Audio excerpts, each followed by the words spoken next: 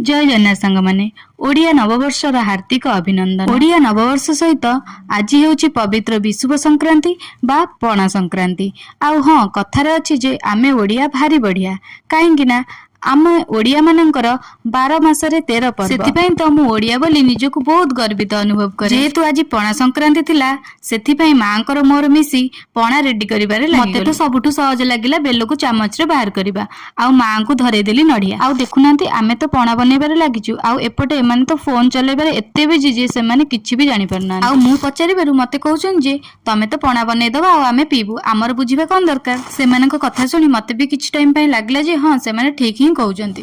पणा संक्रांति हेउची एक नियारा पर्व जेउथिरे कि आम ओडिया घर मानकरे सखाळु सखाळु उठी दांड दुआरे थिबा चहुरा मूलरे ठेकीरे पणा भोग लगा जाए। भोग लागि सारिबा परे प्रत्येक ओडिया घर मानकरे पणा बनै समस्ते मिलिमिशि पी थांती आउ एई पर्व को बहुत एंजॉय करथांती। आज तो समस्त घरे नियाती भाबे पणा बनिथिबो काहे कि ना बिना पणा रे आजिर दिनटा फिका फिका लागिबो। आउ एफटे पणा सरू सरू समस्ते गोटे गोटे ग्लास पणा धरि नेले आउ मते तो सबुठु शेष रे ही देले। आमे तो पणा पी के बहुत एंजॉय कलु। आउ आपण मानक घरे पणा बनिले ना नहीं जदि बनिनी ताहले जाहंतु जल्दी जल्दी बनै के पी नियंतु आउ आजिर दिनटा को फुल एंजॉय करंतु। जय जगन्नाथ।